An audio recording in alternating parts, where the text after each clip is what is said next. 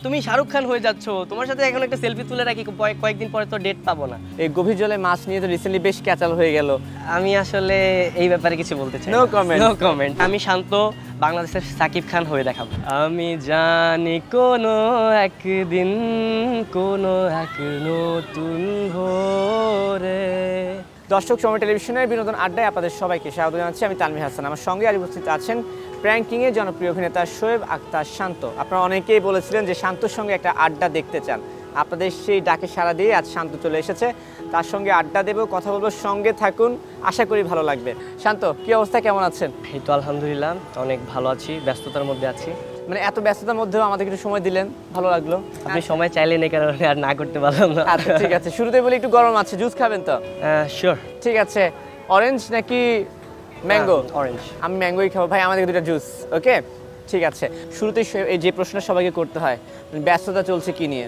আমার ব্যস্ততা চলছে নাটক শুটিং, অ্যান্ড আমাদের হচ্ছে নতুন একটা ওয়েব সিরিজ যাচ্ছে গভীর জলের মাছ, সেটা নিয়ে একটু ব্যস্ততা যাচ্ছে। আচ্ছা, এই যে গভীর জলের মাছের কথা বলছেন, এই গভীর জলের মাছ নিয়ে তো রিসেন্টলি বেশ ক্যাচাল হয়ে গেল, তোলপাড় হয়ে গেল, আসলে ঘটনা কি ছিল?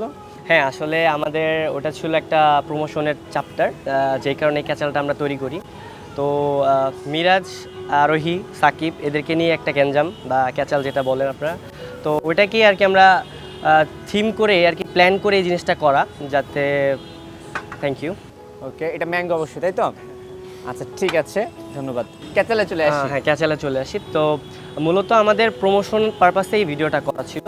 তো আমরা হচ্ছে অন দ্য স্পটে ছিলাম, আর ওই ওয়েব সিরিজে হচ্ছে সাকিব ছিল না। তো আমি, আমাদের প্র্যাঙ্কিংয়ের সাথী আপু আর হচ্ছে মিরাজ, আমরা তিনজন হচ্ছে স্পটে ছিলাম, স্ক্রিপ্ট প্র্যাকটিস করছিলাম। আর সেই সময় হচ্ছে সাকিবকে ঢোকানো হয়, মানে এটা আমাদের আগে থেকেই প্ল্যান করা ছিল যে আমরা একটা কন্ট্রোভার্সি করব। তো ওইখানেই আমরা প্র্যাকটিস করছিলাম, আর সাকিব এসে একটা কথা বলে যে তোমার সাথে তো আমার সব কিছু ঠিক হয়ে গেছে মিরাজের সাথে, তো কেন তুমি আমাকে নিয়ে আবার কেন কথা বলছো? তো এরকম কিছু ছিল না, প্র্যাঙ্কিংয়ের একটা টিম মানে প্ল্যান ছিল। হ্যাঁ, প্র্যাঙ্কিংয়ের একটা প্ল্যান ছিল যে সবার সাথে আমরা প্র্যাঙ্ক করব। তো এই ব্যাপারটা ওইভাবে করা হয়েছে, আর এরকম একটা সিরিয়াস মোমেন্ট ক্রিয়েট করা হয়েছে। আর আমরা আসলে প্রত্যেকজন এক একটা ক্যারেক্টারে ঢুকে গেছিলাম, মানে সিরিয়াস ক্যারেক্টার, যেন আসলেই এখানে একটা ক্লাশ চলছে বা গ্যাঞ্জাম চলছে।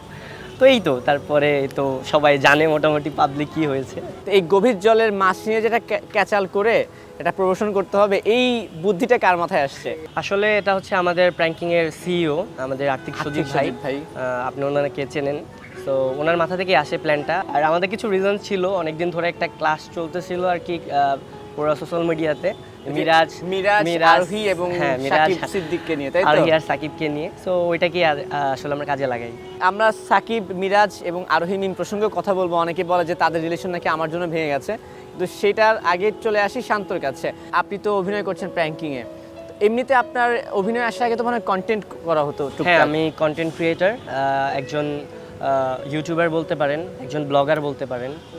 আমি সব প্ল্যাটফর্মে আছি। আমি হচ্ছে আমার জার্নিটা শুরু হয় 2019-এর পরে, লকডাউনের মাঝে, কারণ ওই টাইমটা একটু বেশি ফ্রি টাইম ছিল, আমাদের কোনো পড়ালেখা ছিল না, অ্যান্ড সব দিকেই মানে ব্যস্ততা ছিল না কোনো, একদম ফ্রি ছিলাম। আর আমি হচ্ছে মূলত আপনার ইন্ডিয়ান একটা ব্লগার আছে, ওনার নাম হচ্ছে দানিশ জেহান, ও মারা গেছে, অ্যাক্সিডেন্ট করে মারা গেছে। আমি ওর ছিলাম অনেক ডাইহার্ট ফ্যান, অনেক বড় ফ্যান ছিলাম। আমার ইচ্ছা ছিল যে ও যেভাবে আগাচ্ছে ওকে আমি অনুসরণ করে ওরকম কিছু করতে পারি কিনা বাংলাদেশে।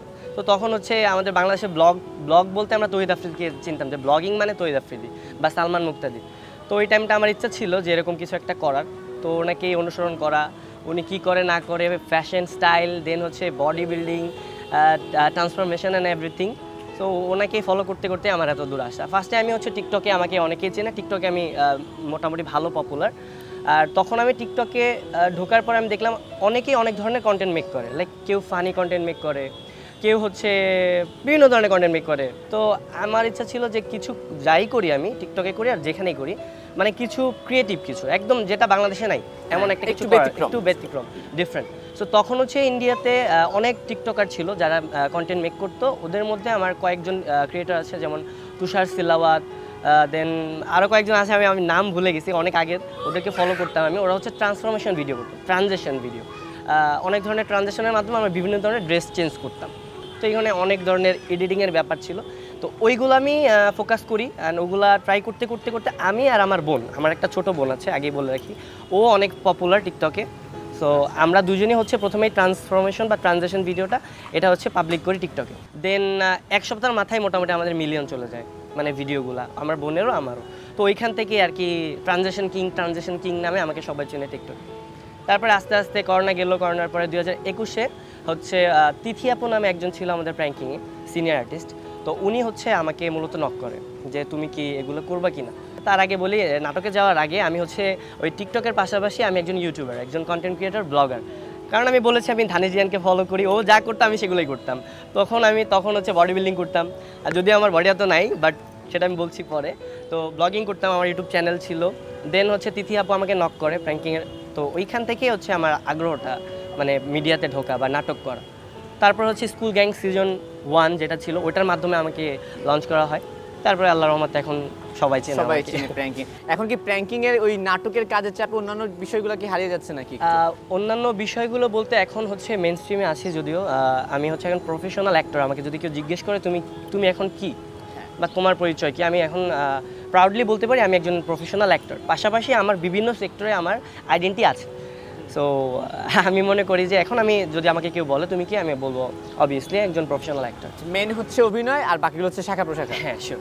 আচ্ছা, ঠিক আছে। বলছিলেন যে দানেশকে ফলো করেন, বডি বিল্ডিং আমি দেখেছি আপনার কিছু ভিডিও ভাইরাল হয় মাঝে মধ্যে, মানে বডি বিল্ডিং কি খুব পছন্দ নাকি?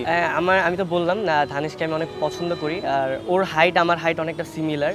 তো আমি ওর fashion style, hair style, body transformation সব কিছুই ফলো করতাম। তো ওইখান থেকেই আমি যখন ইন্টার ফার্স্ট ইয়ারে পড়ি তখন হচ্ছে আমি ফার্স্ট বডি বিল্ডিং স্টার্ট করি। তো মোটামুটি আমার তো লিন বডি, আমার বডিতে তেমন ফ্যাট নাই। এই কারণে হচ্ছে আমার জিমের যে ট্রেনার ছিল উনিও বলছে যে তুমি যদি আর কি ওরকমভাবে করো, প্রফেশনালি না করো, মোটামুটিও যদি করো তাও তোমার বডি অনেক ভালো শেপ আসবে। দেন আমি স্টার্ট করি অ্যান্ড হ্যাঁ, আমার 2-2.5 মাসের মধ্যে ভালো একটা রেজাল্ট আসে। লাইক আমার কিন্তু অ্যাবস আছে, 6 প্যাক অ্যাবস আছে স্টিল, কিন্তু শার্ট না খুললে আসলে বোঝা যায় না। আর যারা হচ্ছে আমার রিলসগুলো ইনস্টাগ্রামে বা টিকটকে দেখে তারা জানে আমার আছে কি নাই। আচ্ছা, ঠিক আছে, ওই বিষয় নিয়ে আমার কোনো সন্দেহ নাই। আচ্ছা, মজার একটা প্রশ্ন আসলে হঠাৎ, সেটা হচ্ছে যে আপনি তো প্র্যাঙ্কিংয়ে আছেন, ওই যে শুরুর দিকে বলছিলেন যে সোশ্যাল মিডিয়ায় একটু তোলপাড় চলছে সাকিব, আরোহী মিম এবং মিরাজকে নিয়ে। তো ওদেরকে নিয়ে তোলপাড় আছে, আপনাকে নিয়ে এখনো তোলপাড় হয় নাই কেন এই বিষয়ে? না, আসলে তোলপাড়ের ব্যাপারটা হচ্ছে কি, আমি কোনো গ্যাঞ্জাম পছন্দ করি না। সত্যি কথা বলতে আমার টিমের মধ্যে আমার সবার সাথে বন্ডিং ভালো, মানে একদম সবার, টোটাল প্রোডাকশন বয় থেকে শুরু করে আমাদের সিইও, ওনার থেকে শুরু করে সবাই, এভরিথিং, ডিরেক্টর বলেন, আর্টিস্ট বলেন, সবার সাথে আমার ভালো গুড রিলেশনশিপ। সো আমি এটা মেনটেন করার চেষ্টা করি সব জায়গাতেই, টিমের মধ্যেও, বাহিরেও, ইভেন আমার ফ্রেন্ড সার্কেলের মধ্যেও। যে কারণে আমি এতটা কন্ট্রোভার্সি পছন্দ করি না, কন্ট্রোভার্সিতে আসিও না। আপনার সবচেয়ে ভালো সম্পর্ক কার প্র্যাঙ্কিংয়ে? সবচেয়ে ভালো বন্ডিং বা সম্পর্ক বন্ডিং যদি বলি তাহলে মিরাজ আর আরোহী। হ্যাঁ। আচ্ছা, আমি মিরাজের ইন্টারভিউ নিয়েছি, আমি আরোহীর ইন্টারভিউ নিয়েছি, তাদের দুইজনের একসাথে আমার আড্ডা দেওয়া হয়েছে। তারা প্রত্যেকে আমার ইন্টারভিউতে বলেছে যে তারা কোনো রিলেশনে নেই, কিন্তু আমরা সোশ্যাল মিডিয়ায় দেখছি যে তাদের রিলেশন ব্রেকআপ হয়ে গেছে। তো যেহেতু তারা আপনার ভালো বন্ধু, আমি আসলে আপনার কাছ থেকে শুনতে চাই যে আসলে ঘটনাটা কি ভেতরে। আমি ফ্রেন্ড, ওদের অনেক ক্লোজ ফ্রেন্ড, বাট আমি যেটা জানি, আমিও জানি ওরা ফ্রেন্ড, ভালো ফ্রেন্ড, বেস্ট ফ্রেন্ড। আর ম্যাক্সিমাম মানুষ যারা আছে, আমাদের অডিয়েন্স বা আমাদের ভালোবাসার মানুষ যারা, ওরা জানে যে ওরা রিলেশনে আছে বিকজ অফ ওরা হচ্ছে সবসময় একসাথে নাটক করে।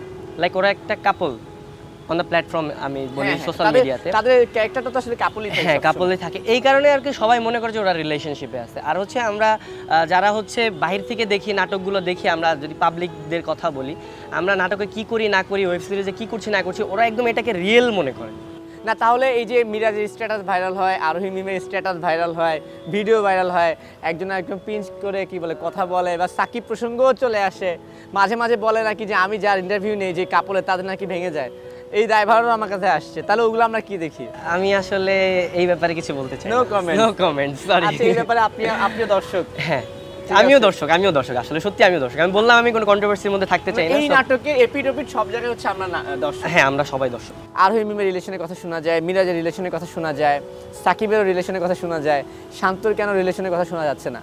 আম সার্চিং। যদি কোনো ভালো মেয়ে থাকে অবশ্যই আমাকে নক করবা। এখানে নক তো অবশ্যই আসে। হ্যাঁ, নক আসে। আর এখন এই ভালো মেয়ে বলতে শান্ত কি বোঝাচ্ছে? ভালো মেয়ে বলতে কেমন মেয়ে পছন্দ শান্ত? হ্যাঁ, আমার দেখতে সুন্দর হতে হবে, আমার হাইটের হলো চলবে, আমার থেকে একটু লম্বা হলো কোনো। আপনার হাইট কত বলে দেন?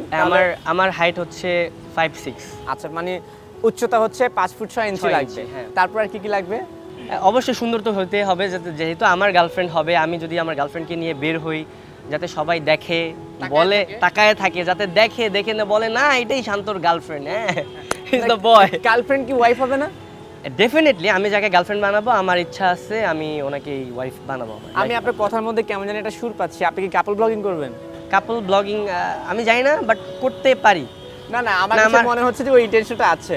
কাপল ব্লগ বলতে কি, আমার ঘোরাফেরার অনেক ইচ্ছা, অনেক শখ, আমি অনেক ঘুরতে পছন্দ করি। যদি আমি বিয়ে করি, ইন ফিউচার তো করবই, বা গার্লফ্রেন্ড হবে, তো হলে আমি অবশ্যই আমার গার্লফ্রেন্ডকে নিয়ে বা আমার ওয়াইফকে নিয়ে, গার্লফ্রেন্ড না ওয়াইফকে নিয়ে আমি ট্যুর দিব।